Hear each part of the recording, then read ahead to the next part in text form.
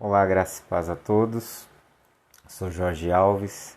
Estamos começando mais um novo módulo do nosso curso TFM, que é o nosso treinamento de formação ministerial. Hoje nós estamos dando início ao terceiro módulo e esse módulo é um módulo voltado para te capacitar a conhecer o texto das Escrituras Sagradas, a conhecer o texto como alguém que está estudando, como alguém que está pesquisando sobre as Escrituras. Para que isso aconteça, nós vamos nos utilizar de alguns métodos de interpretação, métodos de estudo.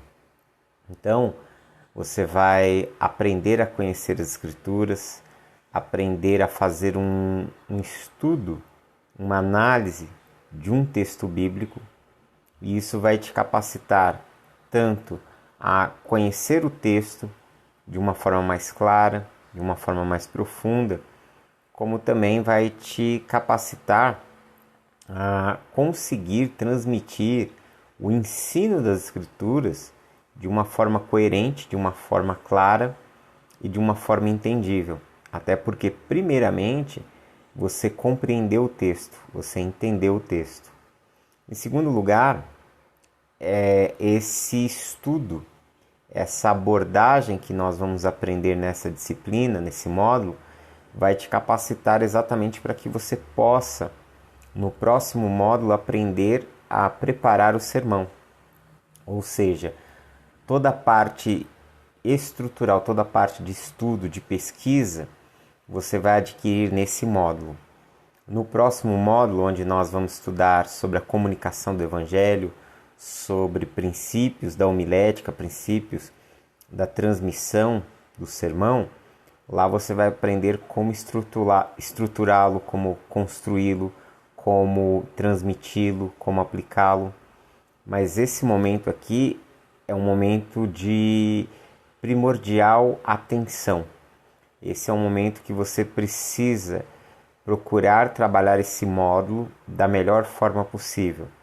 Eu preciso que você, aluno, aluna do TFM, que você se dedique muito neste módulo para que você possa aprender a conhecer o texto bíblico de uma forma esclarecedora, de uma forma profunda, de uma forma que você compreenda a passagem, interprete qualquer passagem das Escrituras e possa transmiti-lo a outros. Então, essa é uma disciplina, nosso curso, mesmo sendo um curso de formação ministerial, um curso de teologia prática, essa disciplina é uma disciplina bíblica e que ela vai te capacitar exatamente a aprender a estudar o texto. A partir de então, quando você absorver e aprender os princípios e a metodologia que aqui será ensinado, você será capaz de estudar qualquer texto bíblico, ok? Então, vamos lá. O que nós vamos trabalhar hoje? Primeiramente, nós precisamos entender um seguinte aspecto que é muito, mas muito importante mesmo. As Escrituras são um conjunto de textos das mais variadas vertentes. O que eu quero dizer com isso? Que o texto da Bíblia, ele não é um texto de uma... ele não é um texto uniforme, ele não é um texto que basicamente trata-se de um modelo de escrita, não. As Escrituras, vamos pensar assim, você está diante de uma biblioteca, cuja essa biblioteca tem cerca de 66 livros, e desses 66 livros, compreendemos que existem em média 40 autores. 40 autores que escreveram em épocas diferentes, 40 autores que tinham visões teológicas às vezes diferentes, 40 autores que tinham maneira de expor o seu pensamento, maneira de trabalhar as suas ideias diferentes, que se utilizaram de estilos literários diferentes. Então tudo isso forma as escrituras. É uma colcha de retalho multicolorida. E para que nós possamos aprender a conhecer melhor, nós precisamos compreender que dentro das escrituras nós vamos encontrar alguns tipos de gêneros literários, de literaturas específicas. Por exemplo, você vai encontrar na Bíblia a literatura de foco narrativo. Nós vamos estudar tudo isso mais à frente quando nós entrarmos exatamente sobre o quesito de interpretação. Mas vamos lá. Você vai estudar, você vai encontrar literatura de tipo narrativo. Basicamente, 90% da Bíblia é composta desse gênero literário. O que são as narrativas? Narrativas são a contação de histórias. A narrativa é um estilo em prosa, onde se relata eventos históricos, eventos biográficos ou eventos fictícios. Nós temos inúmeros exemplos, livros inteiros que carregam esse foco narrativo. Então, podemos dizer que a Bíblia é um livro que contém histórias, é um livro que nos conta histórias. Então esse gênero literário ele está presente na Bíblia. Mas nós vamos encontrar também a literatura que nós chamamos de literatura profética. A profecia é um gênero literário, há uma forma de se escrever dentro desse estilo. Então, a profecia vai ser um gênero que vai envolver as mensagens inspiradas, as revelações de Deus que foram transmitidas pelos profetas. E boa parte, principalmente no Antigo Testamento, você tem uma boa parte das escrituras do Primeiro Testamento, o Antigo Testamento, que são caracterizadas por esse gênero literário que é a profecia. Nós vamos encontrar também a literatura que nós chamamos de literatura jurídica, literatura código de leis. Né? Nós usamos o termo muitas vezes legal, no sentido de leis, código de leis. Então você tem uma boa parte das escrituras, principalmente naquilo que nós chamamos de Pentateuco, que são os 5 primeiros livros da Bíblia, Gênesis, Êxodo, Levítico, Números e Deuteronômio. Nós cristãos normalmente chamamos de Pentateuco. Por que a palavra Pentateuco? Penta, 5, teuco, na verdade é um estojo que contém 5 livros. A ideia é chamar que esses 5 livros fazem parte de um agrupamento só. Para o judeu, esse agrupamento desses 5 livros é chamado de Torá. Torá, ou seja, é a lei, é o livro da lei. Embora a palavra Torá, ela implica em instrução, orientação, direcionamento. Dentro desse material, nós temos inúmeros códigos de conduta, temos legislações estabelecidas por Deus para orientar o comportamento humano e para orientar a comunidade de Israel que estava surgindo. Nós podemos dizer que a lei, a Torá, é a constituição do Estado de Israel nas Escrituras. Então, o Israel bíblico recebe uma constituição. Dentro dessa constituição existem inúmeras leis voltadas para propriedade, leis civis, leis militares, leis cerimoniais ou religiosas, ou seja, é um conjunto de códigos que abarcam toda a vida humana, todo o comportamento humano, para que o povo de Israel se orientasse e pudesse viver a sua vida pautada nessas leis. Então ali existe um estilo, um exemplo claro para nós de um documento com código de leis os 10 mandamentos que você pode ver em Êxodo capítulo 20 e Deuteronômio capítulo 5. Ali você tem normas, padrões para que uma pessoa possa viver. Depois a gente tem um outro gênero, que é o gênero da poesia. A poesia aparece em muitos lugares, tanto no Antigo como no Novo Testamento. E a poesia, ela gerou uma literatura própria, que você tem na própria escritura um espaço específico para o gênero poético.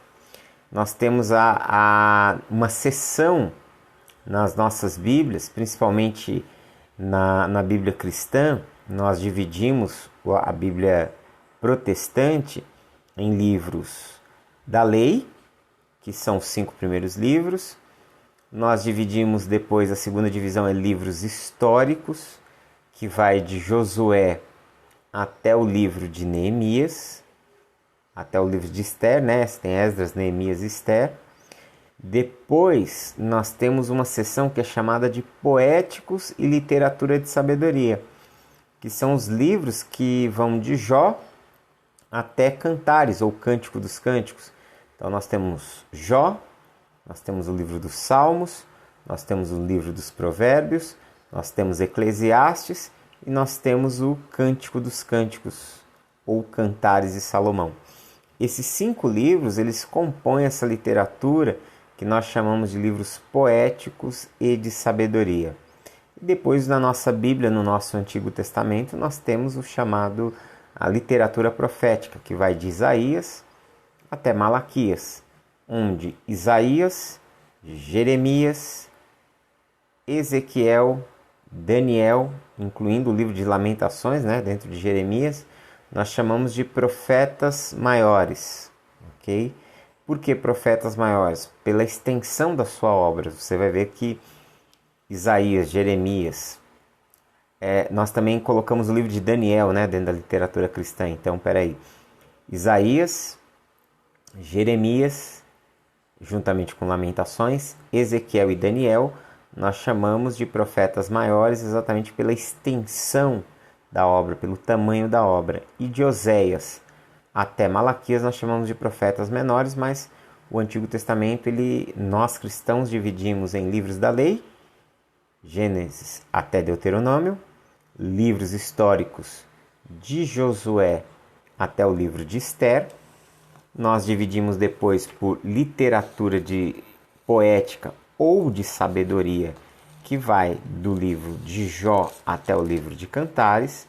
Depois nós dividimos em literatura profética, que vai do livro de Isaías até o livro de Malaquias. E dentro disso nós dividimos em profetas maiores, né, de Isaías até Daniel, e de Oséias até Malaquias nós chamamos de profetas menores. Já o Novo Testamento tem um outro arranjo, né? Nós dividimos eles em evangelhos, em biografia, que são os evangelhos. Mateus, Marcos, Lucas e João são os livros biográficos.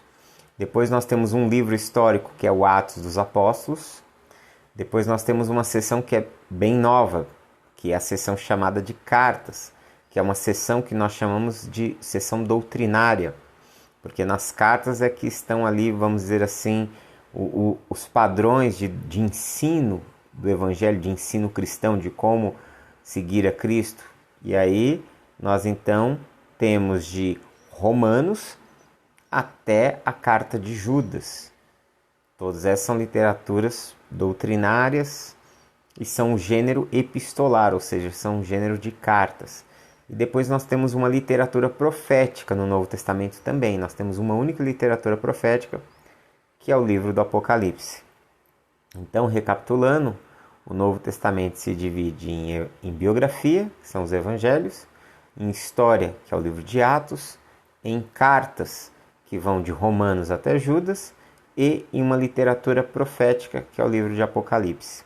Então, olhando para as Escrituras, nós temos uma seção da Bíblia que é voltada para os poéticos. Então, para você ver a importância da poesia dentro das Escrituras Sagradas, ok? E você vai ver que é uma linguagem, é uma poesia caracterizada por figuras de linguagens, por imagens que transmitem vida, por toda uma linguagem e uma estrutura poética, ok? Depois nós temos as epístolas, que é uma outra forma de escrita, que são as cartas que são dirigidas ou a pessoas individuais, ou a igrejas ou comunidades. E esse gênero epistolar, ele também tem suas características próprias. E basicamente essas cartas, elas foram usadas para abordar questões teológicas, questões éticas, questões práticas, também para defender a fé cristã diante de ameaças, defender a fé transmitida pelos apóstolos diante das vamos dizer assim, das situações de oposição que existiam, tanto de perseguições externas como internas, através dos falsos ensinos, das chamadas heresias. E aí a gente tem um gênero apocalíptico, que é um gênero que é uma literatura que aparece muitas vezes dentro da literatura profética, que é uma literatura onde aparece sempre essas imagens de visões, revelações, é uma literatura rica em simbolismos, sempre aponta para um evento escatológico, ou seja, é uma literatura que ela é muito figurativa, é uma literatura complexa. Você pode ver que parte do livro de Daniel carrega dois gêneros. Você tem a metade do livro de Daniel, basicamente 50% a 60% do livro de Daniel. Vamos pegar 70%, né? Porque dentro da segunda parte nós temos ainda foco narrativo. 70% do livro de Daniel basicamente é só narrativa. Mas dentro disso você tem pelo menos uns 30% de literatura que nós poderemos chamar ou de literatura profética ou de gênero apocalíptico. Na verdade, mais do que uma literatura profética, o que está presente no livro de Daniel é esse gênero literário. E depois você tem o próprio Apocalipse no Novo Testamento, que recebe esse nome exatamente por carregar essa literatura, né, por ser caracterizado por esse gênero. Ok? Existem muitas outras literaturas desse aspecto que não aparecem nas escrituras, que são considerados livros apócrifos, que também carregam uma literatura de gênero apocalíptico. Então você tem o Apocalipse de Baruque, você tem o terceiro e o quarto livro de Esdras, você tem um livro que ficou muito conhecido, pelo menos hoje em dia, nas últimas décadas, que alguns atribuem ter sido escrito por volta do primeiro século antes de Cristo, que é o livro de Enoque. Se você for ver bem, o livro de Enoque, ele é uma literatura apocalíptica e ele é um livro que ele era conhecido pelos autores do Novo Testamento. E aí você pode me perguntar como esses autores conheciam o livro de Enoque. Para você ter ideia, existem citações diretas, menções diretas ao livro de Enoque. Você vai ver Pedro fazendo uma citação na sua segunda carta ao livro de Enoque, e você vai ver o próprio livro de Judas, onde ele faz uma citação direta ao livro de Enoque, uma citação direta. Eu vou mostrar aqui para vocês. A Epístola de Judas é um texto que carrega apenas 25 versículos, tem apenas um capítulo, e exatamente aqui, verso 14, nós temos duas menções ao livro de Enoque aqui. Você tem a primeira menção exatamente nos versos 8 e 9. Eu vou ler o verso 8 e 9, diz assim: Ora, esses da mesma sorte, quais sonhadores alucinados, não só contaminam a carne, como rejeitam o governo e difamam autoridades superiores. Preste atenção no verso 9. Contudo, o arcanjo Miguel, quando contendia com o diabo e disputava a respeito do corpo de Moisés, não se atreveu a proferir juízo infamatório contra ele. Pelo contrário, disse: o Senhor te repreenda. Ok? Depois, você vai ver aqui no verso 14. Quanto a esse foi que também profetizou Enoque, o sétimo depois de Adão, dizendo: eis que vejo o Senhor com suas santas miríades para exercer juízo contra todos e para fazer convictos todos os ímpios acerca de todas as obras ímpias que impiamente praticaram e acerca de todas as palavras insolentes que ímpios pecadores proferiram contra ele. Essa citação, elas estão presentes nesse livro apócrifo de Enoque. Então, o Judas ele faz uma menção direta a esse livro.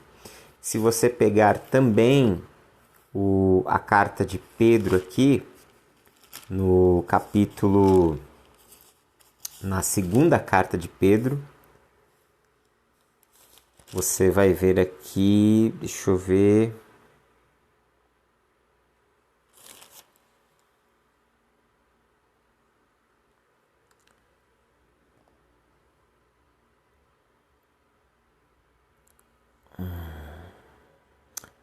capítulo 2, segundo Pedro, capítulo 2, verso 4, que diz: ora, se Deus não poupou a anjos quando pecaram, antes precipitando-os no inferno, os entregou ao abismo de trevas, reservando-os para o juízo, e não poupou o mundo antigo, mas preservou a Noé, pregador da justiça, e mais de 7 pessoas quando fez vir o dilúvio sobre o mundo de ímpios. Basicamente esse verso 4 aqui, onde ele fala que Deus não poupou anjos quando pecaram e precipitou eles ao inferno, né?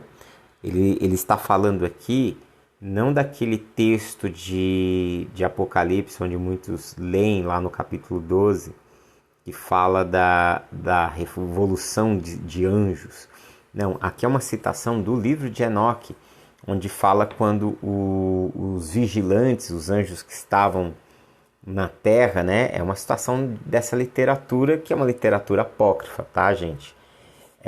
Não estou dizendo que é verdade ou que deixa de ser verdade, mas ela é citada pelos autores do Novo Testamento, então nós precisamos considerar isso.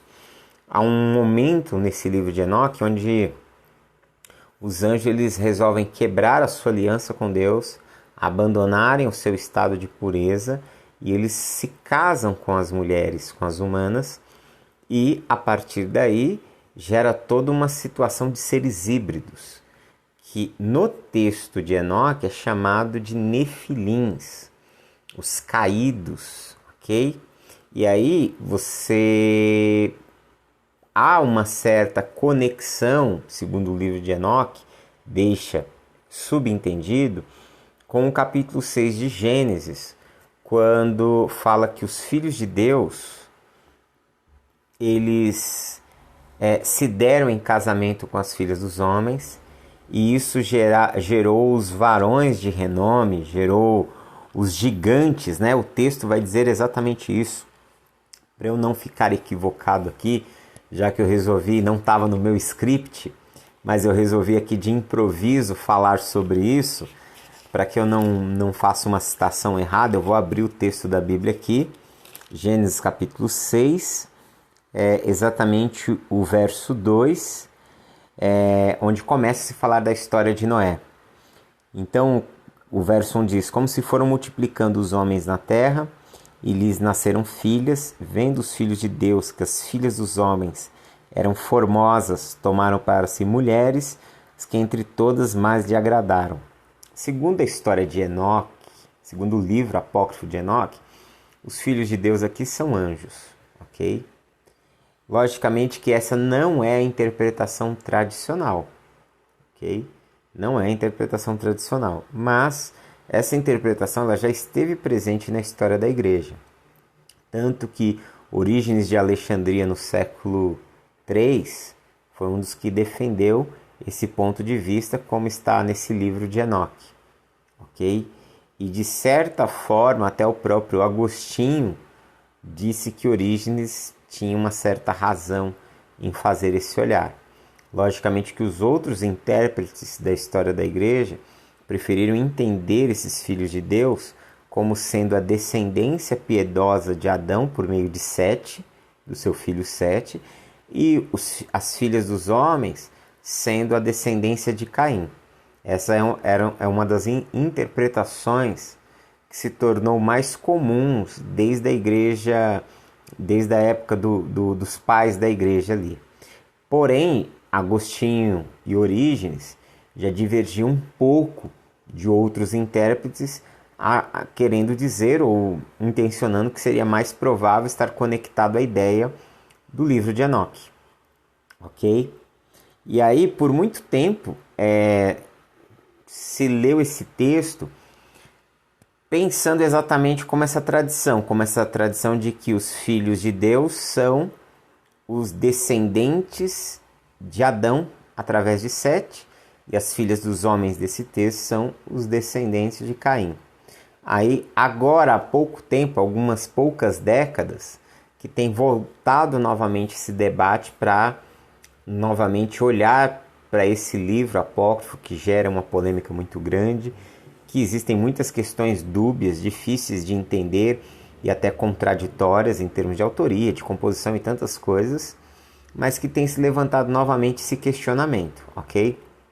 A ideia aqui não é crítica textual, não é fazer esse trabalho de exegese mais maciça. Aqui não, aqui a ideia é só, eu estou só usando isso aqui para mostrar como o gênero apocalíptico, porque o livro de Enoque, ele é uma literatura apocalíptica. Se você pegar esse livro de Enoque, ler ele, você pegar o livro de Apocalipse, o livro de Daniel, você vai ver que existem semelhanças literárias. Estou falando em termos de arranjo literário, ok? E aí o texto aqui, só para eu fechar aqui a ideia, aí diz que no verso 3, diz, ora, naqueles dias haviam gigantes na terra, e depois, quando os filhos de Deus possuíram as filhas dos homens, os quais lhe deram filhos, esses foram valentes, varões de renomes na antiguidade. O texto diz no verso 4, havia gigantes na terra. A palavra hebraica aqui usada é nefilim, ok? Que quer dizer literalmente caídos. Essa seria uma tradução mais literal, tá? Talvez a ideia aqui de usar o termo é porque também ela vem de uma outra, ele é derivado de uma outra palavra, que é uma palavra ugarítica, que é ur, né? Significam aqueles que caíam sobre outras pessoas, né? Vinham com poder sobre outras pessoas.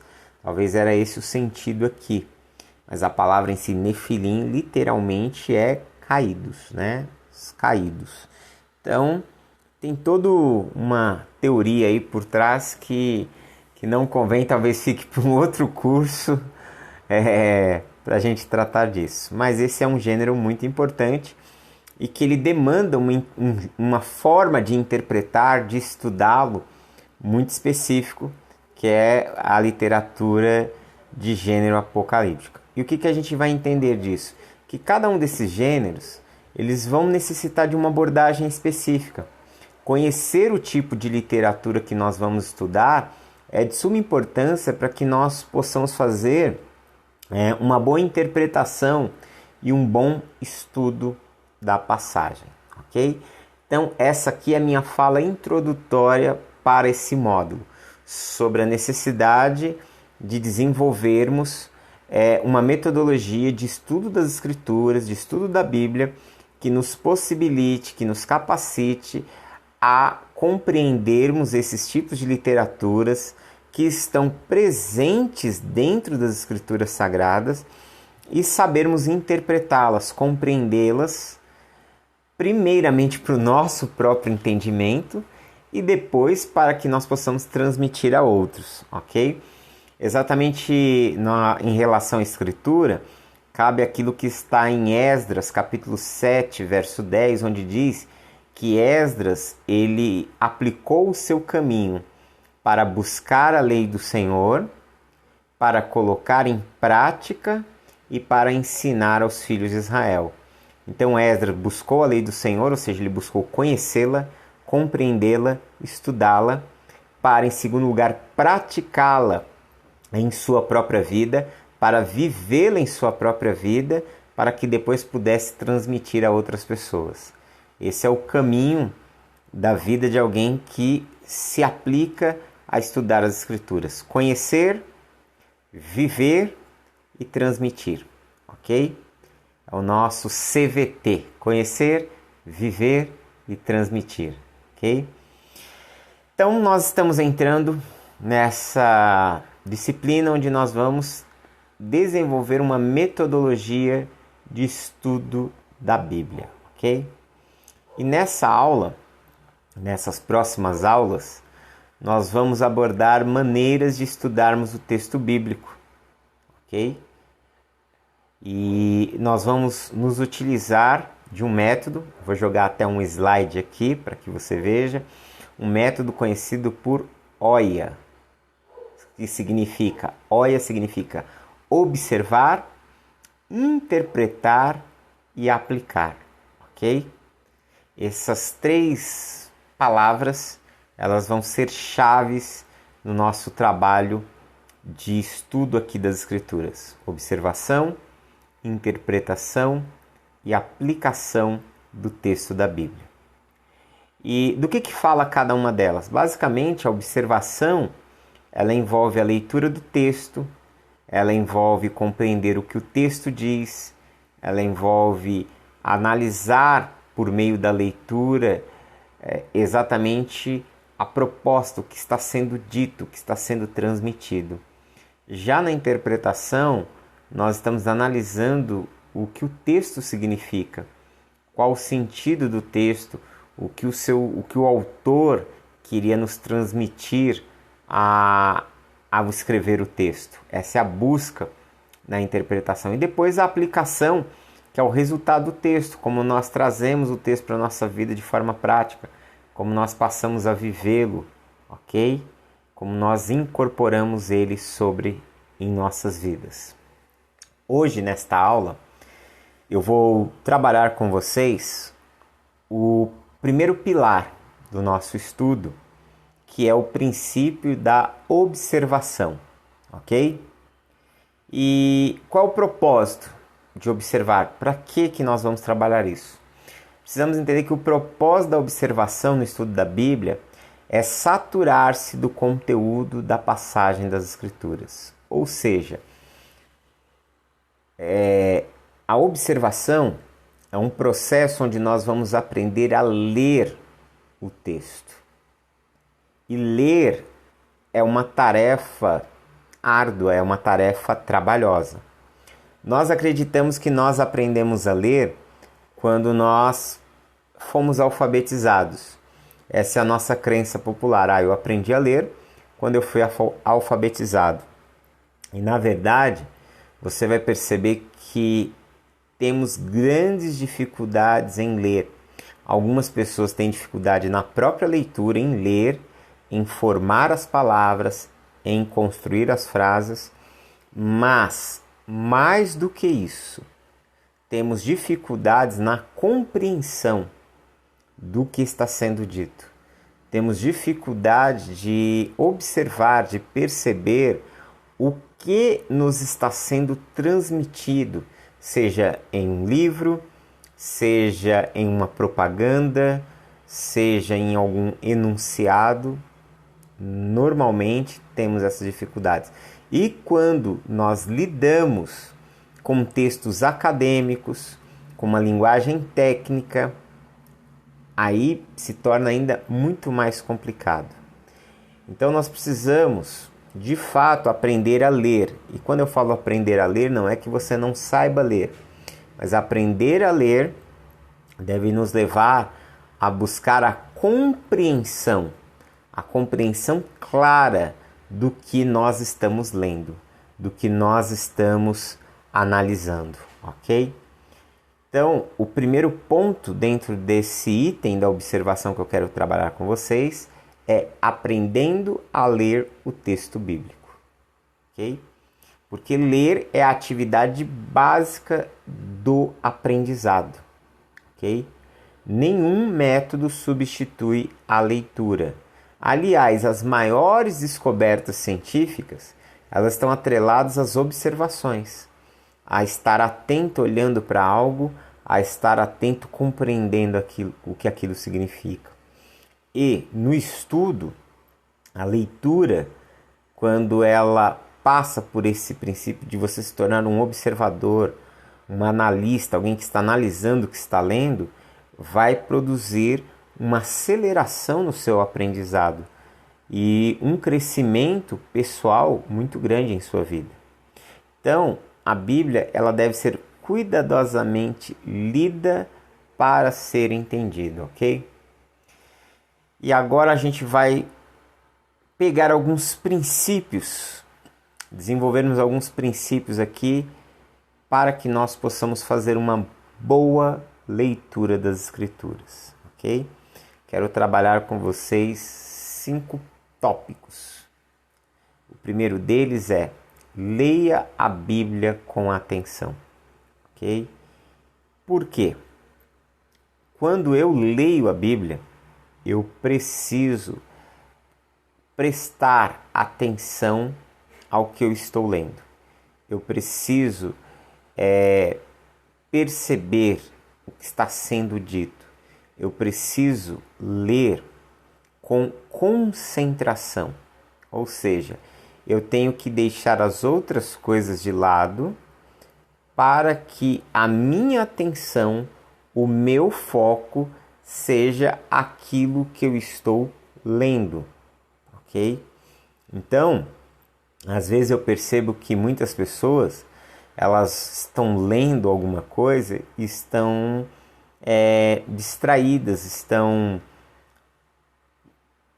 em alguns ambientes, muitas vezes com muito barulho, com muito falatório, com música alta, com televisão ligada. E nem todas as pessoas têm uma capacidade de concentração muito alta, que independente do barulho externo, independente das situações externas, ele consegue estar concentrado ali. Existem pessoas, e logicamente, que isso é desenvolvido com treino, tá? Isso é desenvolvido com treino. Tem pessoas que elas estão muito bem treinadas, elas já desenvolveram um foco muito grande. Existe toda uma literatura hoje sobre isso, é chamado de mindfulness, ok? O mindfulness é atenção plena, é concentrar-se plenamente em algo. E tem muitas pessoas que elas já estão muito bem treinadas e adaptadas, que mesmo num ambiente de muito barulho, se elas precisam fazer uma determinada coisa ou ler algum determinado livro ou leitura, elas conseguem se concentrar naquela leitura, independente dos fatores externos. Porém, não é o que acontece com a maioria das pessoas. A maioria das pessoas elas estão sujeitas a distrações muito fáceis. E um dos elementos que mais comprometem uma leitura acurada, uma leitura que gera compreensão, é porque estão dividindo a sua atenção com outras coisas. Não há uma concentração total naquilo que está sendo feito, entendeu? Então, como nós vamos trabalhar isso? Primeiramente, nós vamos ter que tirar os barulhos externos. Você vai ter que procurar um momento, um ambiente, um local, para que você possa fazer uma leitura onde você consiga prestar o máximo de atenção possível no que você está lendo, no que você está fazendo, entendeu? E aí, lógico que tudo isso é uma disciplina. Aos poucos, você vai começar a criar um foco maior, uma concentração maior.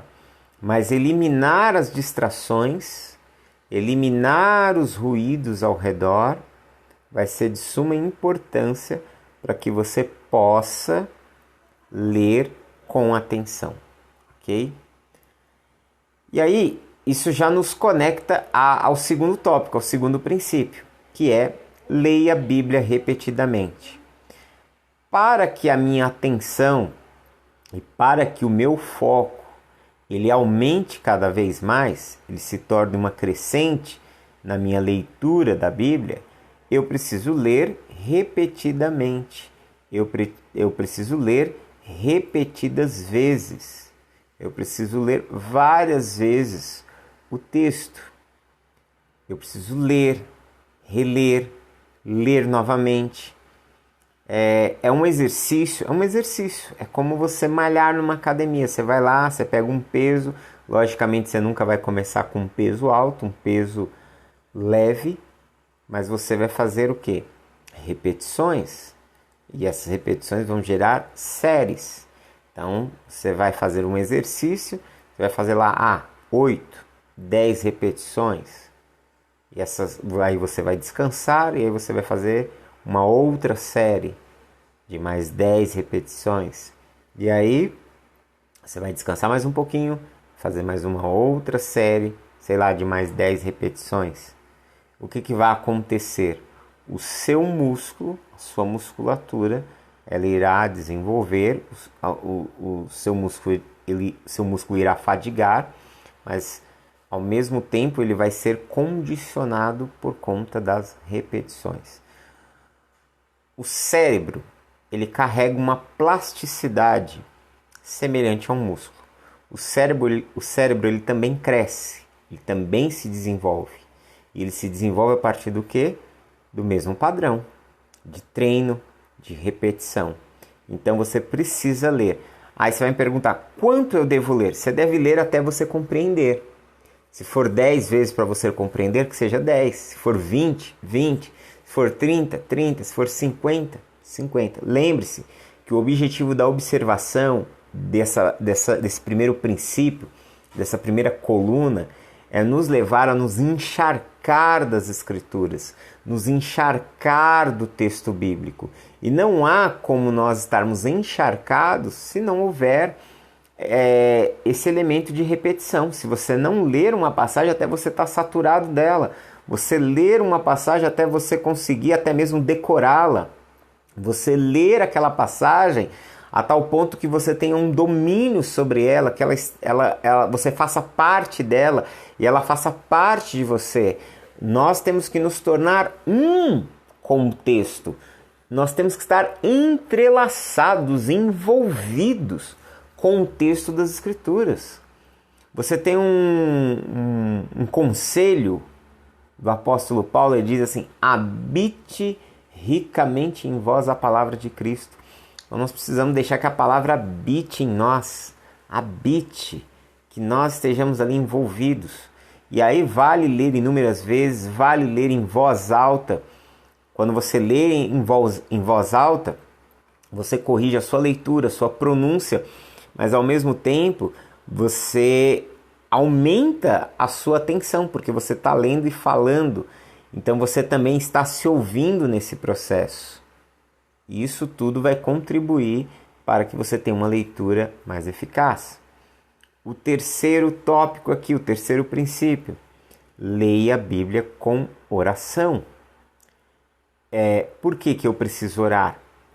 Porque eu preciso que Deus ele me conceda iluminação, que Ele me conceda entendimento espiritual. Não basta ler apenas para conhecer o texto, conhecer o tipo de literatura, conhecer a linguagem, conhecer os ambientes geográficos, históricos, a doutrina que talvez esteja sendo exposta ali. Eu preciso ouvir Deus por meio do texto sagrado. Nós confessamos como cristãos que as Escrituras são a palavra de Deus. São a palavra de Deus. Sendo assim, nós confessamos que Deus se comunica conosco por meio da sua palavra. Então, para que possamos ouvir essa voz de Deus dentro das Escrituras Sagradas, nós precisamos orar. uma das obras do Espírito Santo em nós é produzir iluminação. E o que vem a ser isso? Iluminação é a compreensão, é o discernimento espiritual. Quando o Espírito Santo ele nos ilumina, nós ouvimos, nós discernimos, nós compreendemos a voz de Deus por meio da leitura do texto. Lembre-se que Jesus diz no Evangelho de João, ele diz assim: as minhas palavras são espírito e são vida. O que Jesus quer dizer com isso? Que as palavras dele, já que elas são espírito e vida, elas só podem ser discernidas espiritualmente. E uma vez que nós a discernimos espiritualmente, vai promover vida espiritual em nós, vai promover graça de Deus em nós, vai promover comunhão espiritual com Deus por meio do nosso estudo, da nossa leitura. Então nós precisamos orar. Paulo, ao escrever para os crentes da cidade de Éfeso, ele ora para que Deus produza exatamente na mente e no coração daqueles crentes iluminação espiritual. Se você abrir comigo, carta de Paulo aos Efésios, capítulo 1, a partir do carta aos Efésios, capítulo 1, verso 16 em diante, ele diz assim: não cesso de dar graças por vós, fazendo sempre menção de vós nas minhas orações. E aí ele vai orar, olha a oração dele no verso 17: para que o Deus de nosso Senhor Jesus Cristo, o Pai da glória, vos conceda espírito de sabedoria e de revelação no pleno conhecimento dele.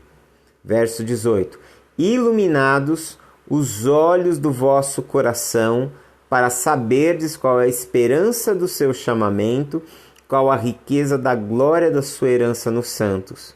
E verso 19: qual a suprema grandeza do seu poder para com os que cremos, segundo a eficácia da força do seu poder. Então o que nós vimos aqui? Que ele ora pedindo para que Deus conceda sabedoria, para que Deus conceda revelação, para que Deus ilumine o entendimento deles. Veja só, para que eles possam ter discernimento, um profundo discernimento espiritual.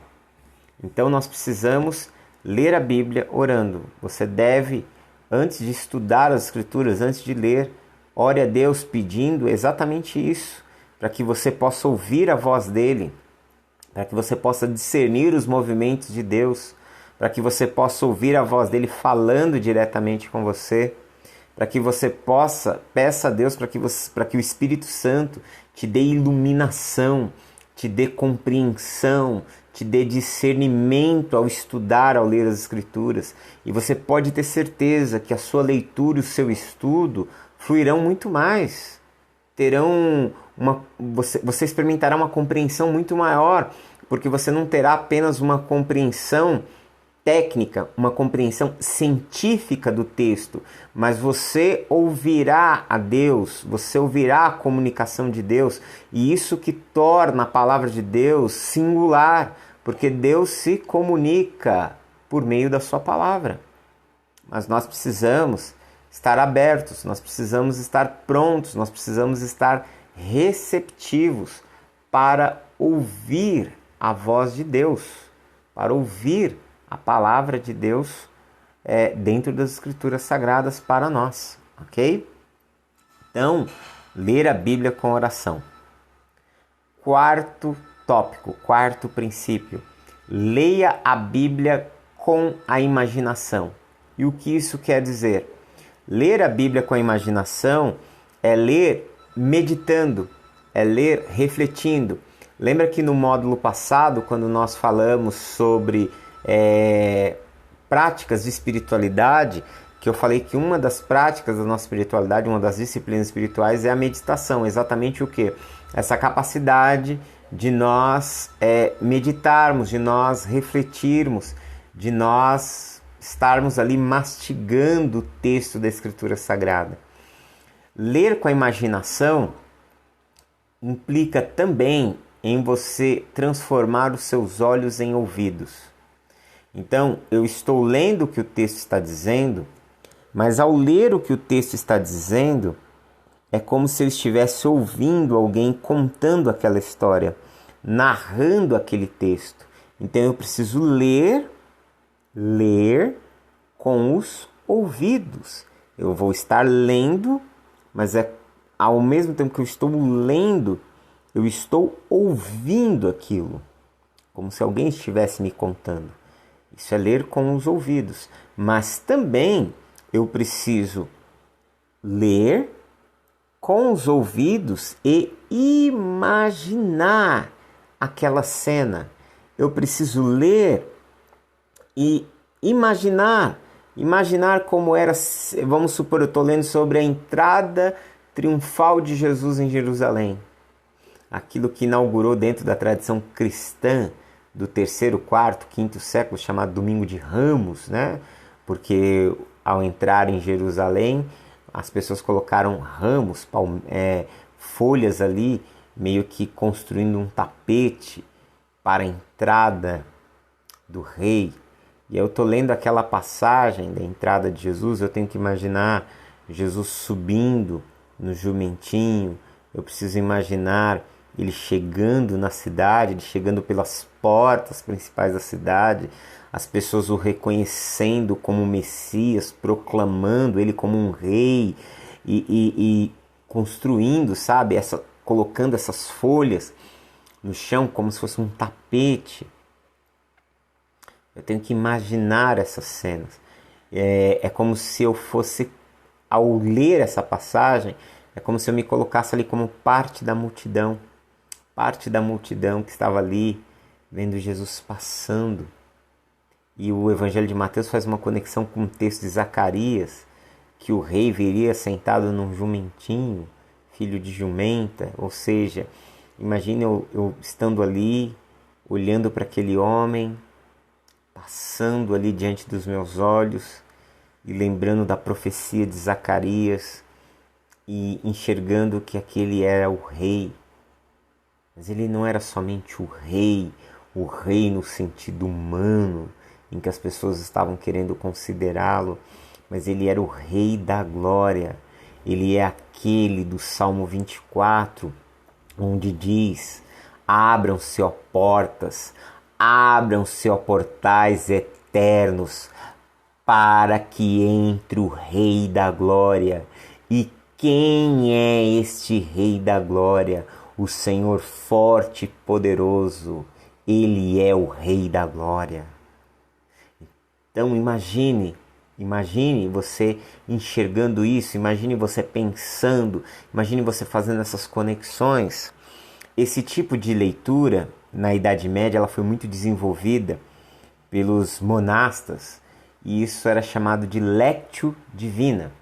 Era enxergar Deus, era imaginar, era se imaginar na cena, era se colocar lá. Então imagine, por exemplo, na cena da crucificação, Jesus ali na cruz, e você entre a multidão, olhando para aquele homem desfigurado, aquele homem inocente, sendo acusado de um crime que ele não cometeu, tendo sido exatamente alguém que sofreu toda uma armação. Mas você vê que aquele homem que está ali, ele está ali por sua causa. E que são os seus pecados, são os meus pecados, pelo qual ele está ali, morrendo, assumindo o nosso lugar. Agora imagine, se veja, ao ler essa passagem, se veja ali. Imagine se você pudesse ouvir algo que ele pudesse te falar. Imagine você olhar atentamente para ele. Então, leia com a sua imaginação.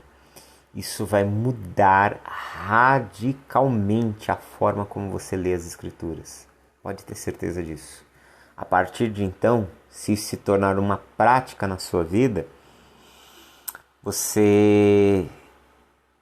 a Escritura ela se tornará muito viva, muito clara, muito real para você. Tá entendendo? E isso fará toda a diferença na sua compreensão do texto da Bíblia e na sua relação com Deus, pode ter certeza disso. E em o quinto princípio aqui é: leia a Bíblia fazendo perguntas ao texto. Por quê? Quando nós fazemos isso, nós chamamos isso de leitura indutiva, ok? Nós vamos lançar perguntas para o texto e essas perguntas você encontrará a resposta no texto. Aí, aqui no slide que você vai ver aqui, nós colocamos as perguntas que você pode e deve fazer ao texto. Então eu dividi elas em quem, o que, onde, quando, por quê e para quê. Então, nesse quesito quem? Então, quem escreveu o texto? Quem está recebendo? Quem são as pessoas no texto? Aí você pode agora se utilizar do o quê? O que está acontecendo nesse texto? O que o escritor está tentando comunicar? O que acontece com os personagens dentro desse texto? Depois vem o onde. Onde a narrativa ou o evento está acontecendo? Onde estão os personagens na história? De onde estão vindo? Para onde estão indo? Onde estavam os leitores originais do texto? Depois vem o quando. Quando os eventos do texto aconteceram? Quando o autor escreveu? Depois o porquê. Por que o autor nos apresenta essa mensagem? Depois o para quê. Qual a finalidade desta passagem? Que ensino essa passagem apresenta para a minha vida? E que mensagem essa passagem apresenta para a igreja? Ok? Quando nós utilizamos isso aqui, essa abordagem, nós começamos a extrair. Ao fazermos perguntas para o texto, nós vamos extrair essas respostas. Lógico, irão ter perguntas que você irá fazer que tem no texto, e existem outras que não terá no texto. Mas quanto mais você fizer perguntas, mais você irá conhecer o texto. É igual o processo de conhecer uma pessoa. Você conheceu uma pessoa, foi apresentado uma pessoa para você a primeira vez, você está ali conversando com alguém pela primeira vez. Como você vai conhecê-la? Quanto maior o número de perguntas que você fizer, mais você vai conhecer acerca daquela pessoa. Você pode ver quando se entrevista, né? Quando um repórter entrevista alguém, principalmente no que tange a fazer uma apresentação de uma pessoa, você pode ver que a pergunta dos entrevistadores visam fazer com que a pessoa se torne conhecido dos seus telespectadores ou dos seus ouvintes, entendeu? Então esse sistema de perguntas vai te ajudar a trabalhar o conhecimento do texto. Você vai conhecer, você vai ter uma visão mais clara, vai ter uma visão mais definida, textualmente falando, ok? E aí o que eu vou fazer aqui? Eu tenho um questionário, eu tenho um material à parte, que é um material anexo. Vocês estão recebendo aí o material que é a apostila de vocês, desse módulo, mas eu vou estar mandando um segundo material, que é um roteiro de como nós estudarmos um texto, qualquer texto da Bíblia, por meio desse sistema de perguntas, ok? E você vai ter ali um escopo de 84 perguntas que vão abarcar tudo aquilo que envolve aquela passagem, ok? E a partir daí você vai aprender o quê? Você vai aprender a conhecer o texto, ok? Então, basicamente é isso. Esse é o primeiro pilar que nós estamos trabalhando, que é o pilar da observação. A observação vai envolver a leitura, ok? E dentro do processo de leitura, você precisa desenvolver esses 5 princípios na leitura do seu texto.